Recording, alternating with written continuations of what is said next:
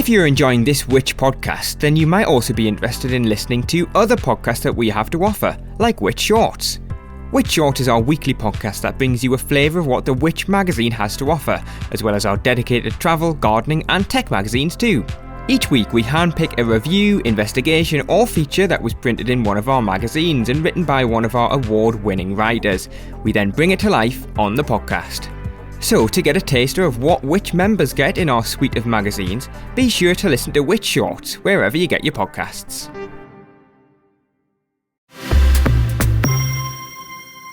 Welcome to Get Answers. I'm Grace Farrell, your solo host today as Harry Kind isn't able to be here. But fear not, whatever this episode lacks in comedy value will be more than made up for by the fantastic advice it's filled with. When life gives you questions, Which? Get Answers. As the nights draw in, we're turning our attention to the way we heat our home, and specifically, how we could do it better. To set the scene, I'm going to take you on a tour of my house. I only moved into it a few months ago, and I've got to say, I can already tell by the price of my heating bills that it isn't the most well-insulated home. Anyway, let me give you a tour. Well, welcome to my house. I'm going to go on a little tour with my husband, who knows a lot more about insulation and that kind of thing than I do. Say hello. Hello. So we're going to start at the front door. It's quite an old house. We recently moved into this just in July, and of course it was nice and warm then, but as it gets closer to winter, I think we're starting to feel for ourselves that it isn't the warmest house. There's not much insulation around the front door. There's actually a few cracks in the glass which we're looking to get replaced at quite a hefty price actually. Didn't know that replacing glass in front doors was so expensive, but it is. We have got some nice thick heavy curtains installed over the front door to help with drafts around there. We also have a draft excluder at the bottom of the door which you can pick up very cheaply to help a little bit. Most of the downstairs is wooden floorboards. Now, Chris, what do you make of wooden floorboards? Because I love them, but are they very good at keeping heat in? They look great. But the thing about wooden floorboards and having floorboards that are floating, as it's known, is that you then need to put the insulation underneath them because air must flow. If not, you have an issue with your house. So then you have to put special insulation underneath it to have them floating. If not, you get a lot of draft. The other option is, of course, just to carpet them, which just helps to insulate more. Yeah, and we do have underfloor heating in the kitchen, which was an extension to the original house. So we have like one part of our house that does have underfloor heating, which is great, but the rest doesn't. Now, we're going upstairs. Now, the thing is, most of the windows in this house, because it's an Edwardian house, they're original sash windows and they are single glazed. So downstairs, it's just single glazing and I can feel the draft when I'm sitting on the sofa. Upstairs, we've had some secondary glazing put in at the front to help a little bit with that. But the bulk of the windows downstairs are single glazed. We've also got a couple of cracked windows as well, which doesn't help. So we're going to go up to the top floor now. Chris, we haven't got any cavity wall insulation, do we? No, it's really badly insulated up here. Yeah, we're going to go up to the loft. We have a little eaves in our loft, which I think I'm right in saying isn't insulated at all. I'm opening the door now and it's just bare floorboards, isn't it, in the loft? It's bare floorboards and you can see the light coming through as well. So you can actually see the slate. There's also the rear wall at the back, which is just the external brick. So there's nothing stopping us and the cold and the air coming through in this room whatsoever. So a lot of work. Yeah, you can feel when you step into the eaves actually. It just feels instantly much colder. We're passing a radiator that we have in the hallway. Chris, what kind of radiators are these? These are just your good old-fashioned ones. They wouldn't actually work with things like heat pumps, I think, which is interesting. I think if you were to get a heat pump, you'd need to change them. But they have the manual valve on the side, so it kind of relies upon you to either have every one of them on or to remember to turn them on and off as you go in each room, which is kind of difficult. We sort of tend not to work that way. So I think that's why a lot of people tend to install the kind of smart ones that you can connect to with your phone, so you can switch rooms on and switch rooms off. Do you know, that's really something that we do need to get, because Our heating bills are already just so expensive, are they? And I think it's just because we don't have that kind of granular control over our heating. Right, final stop on the tour is our boiler. It's a Worcester boiler. Chris, how old would you say this is? So it looks quite new, but actually once I looked through the paperwork, it predates, I think, 2005, which is considered to be quite an old boiler. Okay, so I guess in the future then we would be looking to replace this with a heat pump. But whether our home is ready for a heat pump, how much that would cost us, this is all stuff that I do not know.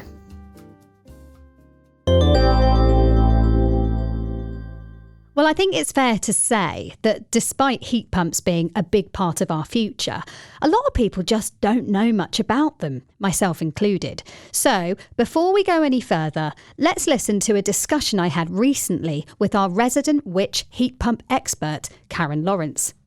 Karen Lawrence, welcome to the show. Hi, thanks for having me, Grace.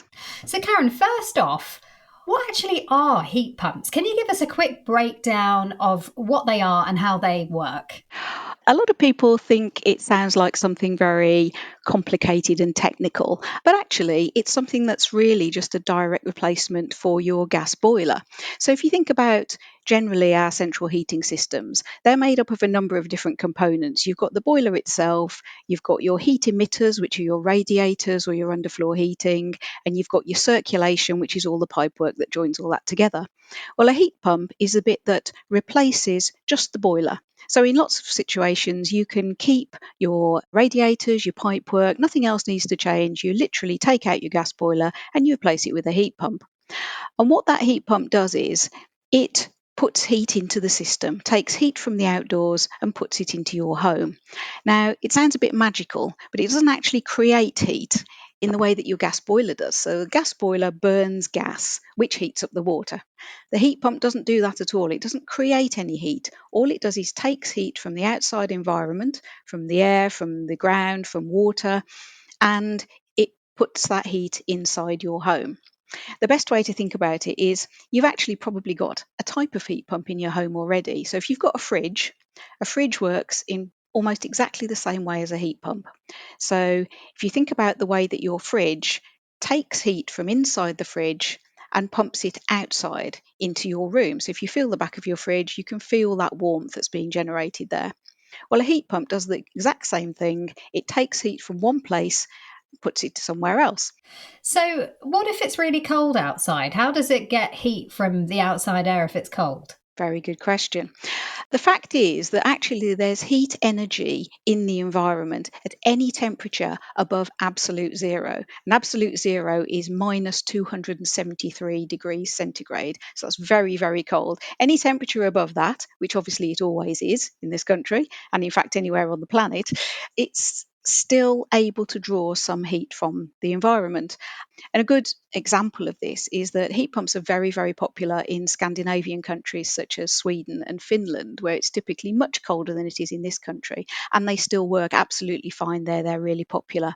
So yes, it can do that. I know it seems counterintuitive, but anything up to about minus 12, minus 15 below in this country, a heat pump will still work. That has blown my mind. I just think of zero as being like that's when all the heat stops and then it's just cold after that. I can't believe that. So why are we moving to heat pumps? I mean, what's the benefit of them over a traditional gas boiler? Well, the main reason we're doing it is because we need to cut our carbon emissions. So it's a sustainability thing. It's trying to avoid the worst effects of climate change. One of the ways we can do that is to stop burning fossil fuels and move towards cleaner sources of energy.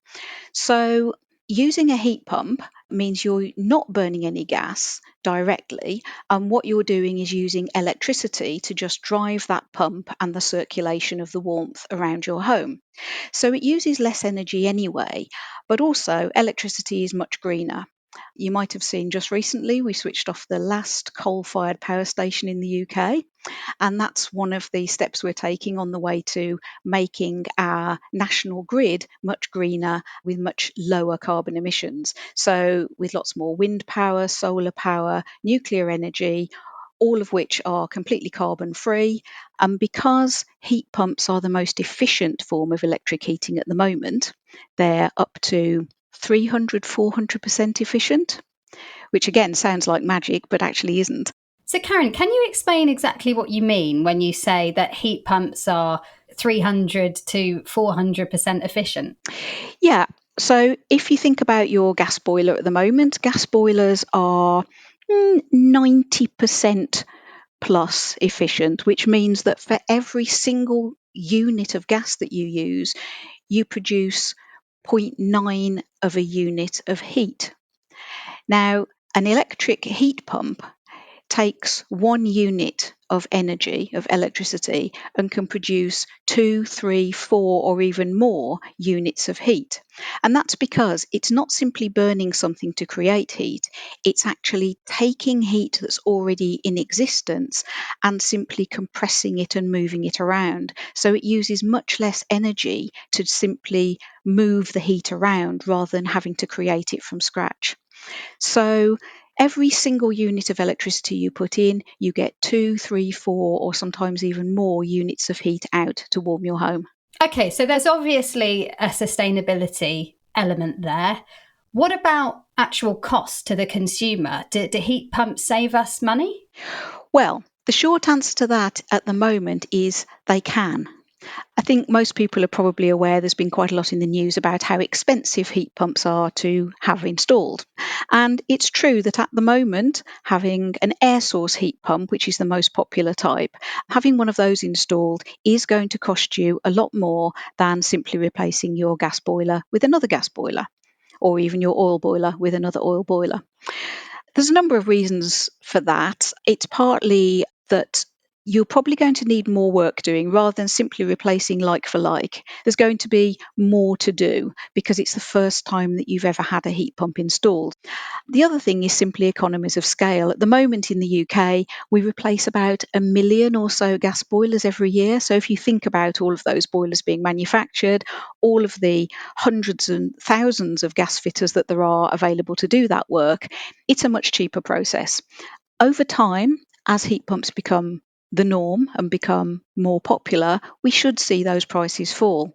But at the moment, so the government's grant, which is called the Boiler Upgrade Scheme, pays £7,500 towards the installation of a heat pump. And that means that your average cost, say around £12,000 or so to install a heat pump, comes down to around £4,500 to £5,000. So yes, it is more costly to install. However, you can certainly save money on your energy bills. And I think that's something we probably want to talk about is heat pump tariffs. So if you get the right combination of an efficient heat pump and the right tariff to go along with it, you can certainly cut your energy bills by possibly hundreds of pounds a year. Can we talk a bit more about these tariffs? I mean, how do you come about getting one and how exactly do they save you money? So there are specific heat pump tariffs that are available, which will charge you a lower rate for the energy that's used by your heat pump, whilst continuing to charge you the normal standard rate for everything else that you use in your house. Or there are time of use tariffs, which are also quite beneficial for heat pump users, because you can set your heat pump on a timer, the same as you would really with a gas boiler. A lot of people put that on a programmer, but you simply set your heat pump to use energy when it's cheapest and to switch off when it's most expensive, which makes absolute sense and can save you a lot of money. Part of the reason that this is so beneficial for heat pump owners is because heat pumps run at a slightly lower flow temperature, and so they tend to need to be on for longer. So if you were to just run those all the time on the standard electricity price, it could work out quite expensive. So using a time of use or specific heat pump tariff is really the way to go if you actually want to save money with a heat pump. To find them, simply look at the websites of some of the big providers. A lot of the energy companies now are offering these type of tariffs, or just do an online search for heat pump tariff or time of use tariff. And you mentioned there that they operate at a lower temperature, so you need them running for longer than you would with, say, a traditional boiler. Does that mean that your radiators, for instance, or your hot water isn't as hot with a heat pump? Well, yes, the flow temperature means that your individual radiators will feel cooler. They won't get as red hot as they might with a typical oil or gas boiler. And that's why they do need to be on for longer. And sometimes you might need to replace some of your radiators and have slightly larger radiators installed. It very much depends on what you've got at the moment. A lot of radiators are oversized anyway. It also depends on how well insulated your home is. But if you've got reasonably modern, decent sized radiators and a well insulated home, you'll probably be fine, but you might find you have to replace some of those radiators, as I say, with bigger ones or put some extra insulation in just to make sure that a heat pump can keep your home nice and warm. Okay. And is it right that these are being phased in? I mean, it's going to get to a point where we don't have a choice. If our gas or oil boiler breaks and we need to replace it, we will have to get a heat pump. Is that right? Well, that has been a stated aim of the government previously. It's a little bit up in the air at the moment as to when that's actually going to come in and whether there will be any exemptions to that. At the moment, there is an aim for 2035 to be the date by which you will have to start only installing heat pumps, or rather not installing gas or oil boilers. At the moment, the plan is from next year in new build properties, you won't be able to install gas or oil boilers, so they will be having heat pumps. So we will start seeing more and more of them. If you move into a new home, you'll probably move into a home with a heat pump. But yeah, we'll wait and see what this government says in terms of exactly when that might be brought in. Great. Thank you so much, Karen. Well, after the break, Jenny King will be here. She's head of home energy at Which, and she's going to help me find out exactly how I can improve the energy efficiency of my home. And it's very likely you can benefit from this advice too. We'll be back after this.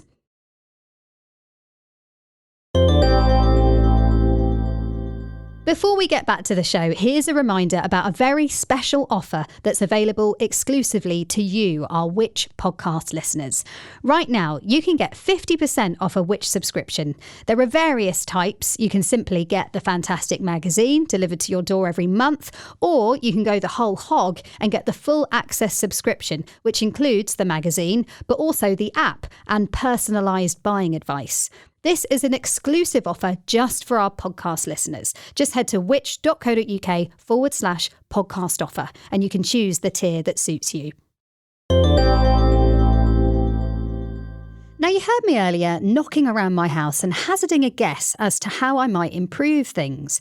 But the thing is, there's no need for me to guess, as Jenny King is here to show me exactly what I need to do. Hi, Jenny. Hi, Grace. So, Jenny, you head up the Home Energy Initiative here at Which. Can you take us through what that is and what you've been working on recently? Sure. So basically what it is to try and get people from in the space where you are, where you don't really know what you need to do in your home, through to having a clear idea of kind of what your options are, what costs are likely to be, what savings could be, and ways to pay, and then help you find an installer to do the work. So in order to do that, we've developed a home energy planning service, which is absolutely free to use on our website. So this is free for anyone to use. You don't have to be a Which member. No. Great. Okay. So you've developed a tool, is that right? That's right. Yeah, but it's an online tool where you put in your postcode, it draws together available data about your home and then helps you build a plan that's personalised to your circumstances. Where does it get the data from?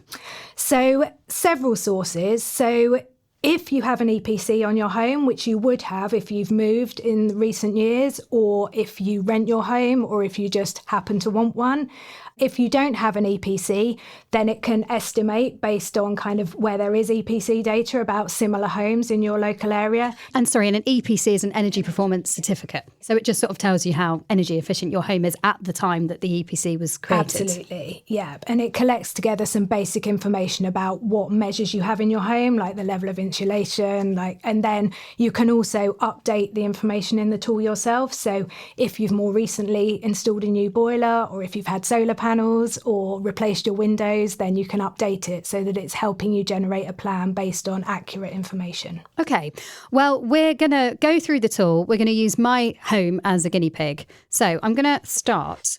It's asking me to put my postcode in first. So let me do that.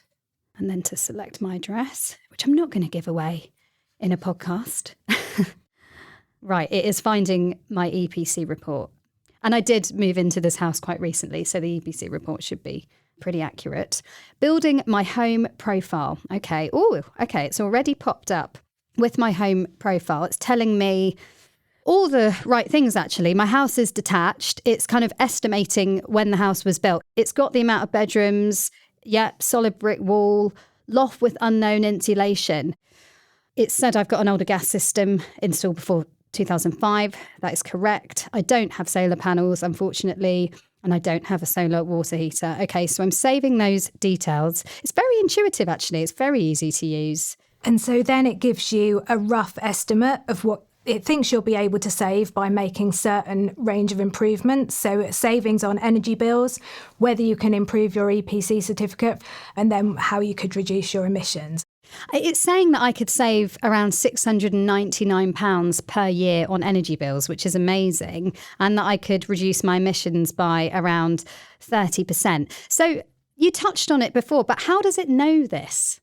So the data comes from the Energy Saving Trust, and they've done an awful lot of modelling around different types of house. So the size of house, the age of house, what kind of construction it is, and then about the range of different measures that can be installed, and then the typical average effect based on the type of house it's looking at of the sort of savings that can be generated. And so that's what we're using to make those estimates.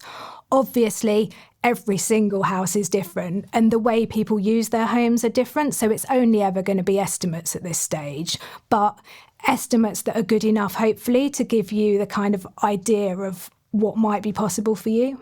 So before you get on to actually being able to play around with the fun bit, which is your plan, there is a grant checker, which when we tested this service proved really popular, because I think a lot of people think maybe there is a grant out there that I could be eligible for, but they just don't really know where are all the places that you need to check in order to be able to do that. So what we've done here in the Home Energy Planning Service is pulled together all of the kind of widely available grants that are available and a simple way for you to check whether you're eligible for them or not. Right, so I filled that in.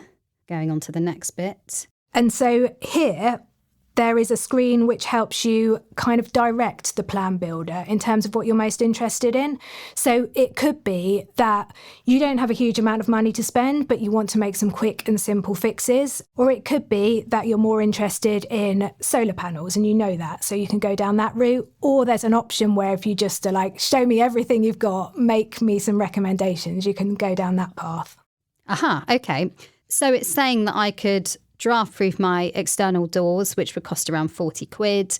Draft-proofing my windows would cost around £300. Topping up my loft insulation would be about £900. And installing suspended wooden floor insulation would cost around £2,000. It's also talking about heating. So it's saying I could upgrade my heating system components for about £1,600. And also a quick win, which is switching to low energy light bulbs, which would cost £30. So the total estimated cost is £4,870. So the annual savings from these are £251, and then the return over 10 years is £2,500. So realistically, the payback time of even these measures is quite long, but you have to remember that there are other motivations as well as just kind of the financial payback, in the sense of you will have a house that will be a lot less drafty, it will be a lot more comfortable to be in, and you'll sort of be helping towards reducing carbon dioxide emissions. It's saying I'm not entitled to any grants, which is a shame. It's also saying I could install A-rated glazing for £21,700. Oh my gosh, that's eye-watering. Yeah, so this is where it gets out of that territory of kind of cheaper, quicker wins that you'll see a quick return on. But we want the tool to kind of serve everybody's needs. So for example, you might have just retired and got a lump sum and you want to spend on your house to make sure that you're going to have comfort for the coming years. Then you might be looking at those kind of more significant investments. I mean, if you could just pick one thing to do to a typical home, I know they're all different, what would you choose? What would have the most benefits? So We often advise that if people's homes aren't well insulated, that is where you start. And the reasons for that are twofold. Firstly, some sorts of insulation are relatively cheap and relatively straightforward to do. Loft insulation, you can even have a go at yourself. Wall insulation is, depending on the sorts of walls, is relatively straightforward. But another reason that we recommend insulation is that a lot of those other improvements, particularly if you're thinking about a heat pump, in order for a heat pump to work efficiently, and in order for you not to have to get a really powerful one, you need to have a well-insulated home initially. And can we talk about solar panels? I mean, this is something that jumps out to me and my husband. We'd love to get solar panels one day. But what kind of upfront costs are you looking at there, and how long would it traditionally take solar panels to start paying for themselves? Shall we have a play around in the tool and see what it shows us? Absolutely. So we've added solar panels into the plan. So it's estimating that the cost for you of solar panels, based on what it is estimating about the size of your roof and things like that, would be about £6,500. Obviously, it would depend on the specific quote you got from the installers that you made contact with. But the thing about solar panels is you're generating then your own electricity. So it naturally reduces your energy bills because you are not having to pay additionally for electricity. But also with solar panels, you can, if you're generating excess, you can then sell it back into the grid and make additional income, all of which is shown here. Okay, I mean, so this is really useful. It's suggesting all sorts of things that I could do. I think one of the issues that people face is finding people to do the work. I mean, does that tool help with that? Absolutely. So Which was already able to help consumers with that. So we have Which Trusted Trader, which is where we have our own in-depth assessment, where we go out, meet with traders, look at all of their paperwork, documentation, check their references, and then recommend traders that you can really trust to do the work. We now have a journey from the Home Energy Planning Service into Trusted Trader so that you can easily find the right sorts of traders to do these kind of jobs for you. And so the traders that pop up will be Which Trusted Traders who've been endorsed by Which? They will, but then we also give further advice on just sensible steps to follow if you can't find a trusted trader in your area, which are check that they are members of the relevant body, so either MCS or Trustmark. Get several quotes. Don't be afraid to ask for kind of references or to talk to previous customers. Okay. So sort of thinking about what I could do to my home, I guess I'd want to be sure that we were going to be in this house for a long time to sort of recoup the costs of paying for all this work. But I wonder, I mean, if we got a load of work done, do you think that that would increase the value of the house if we went on to sell it? There's increasing amounts of evidence that it should do.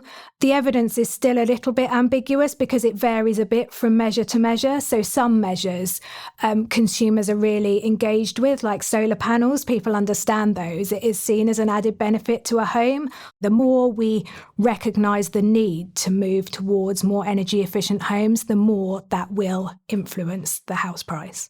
I mean, it is definitely something that I would be looking for if I were moving house again. I mean, I'm not, because I've only just bought my new drafty house. But if I was looking at a house again, in light of all of this information, I'd definitely be looking at what they already have in place to make it more energy efficient. Absolutely. And even just with the focus that we all have at the moment on high energy bills, when you're buying a property, you're going to be looking at what the monthly running costs are. And if they're considerably lower, that is going to be a win.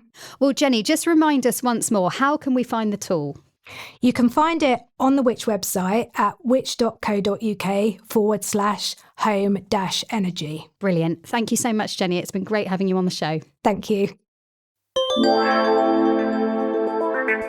Thanks for listening to Get Answers. Before you go, please do hit subscribe if you haven't already. That way you'll be notified whenever a new episode drops. And if you want to get in touch with ideas for questions we can get answers to, drop us an email at podcasts@which.co.uk. This episode was presented by me, Grace Farrell, produced by James Rowe and Rob Lilly-Jones, and edited by Eric Breer. And thanks again to Karen and Jenny for joining us. We'll be back soon.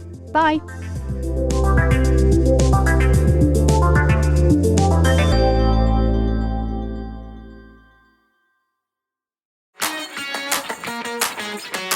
Next time you need to get work done on your home, or your car, or your garden, Make sure you choose a trader you can trust. And don't just choose any trader, choose a Which trusted trader. Our trading standards professionals only endorse traders who've passed our rigorous assessment that includes credit reports, customer satisfaction surveys, reference checks, and interviews. When we say a trader is good enough to display our Which Trusted Trader logo, you can trust us. But don't take our word for it. Search Which Trusted Traders online to see our directory of around 4,000 traders. Every customer review you read there is verified genuine by our moderators, so you can choose with confidence. To find a local trader you can trust, search Which Trusted Traders or go to which.co.uk/traders. That's which.co.uk/traders. Everybody needs a trader they can trust.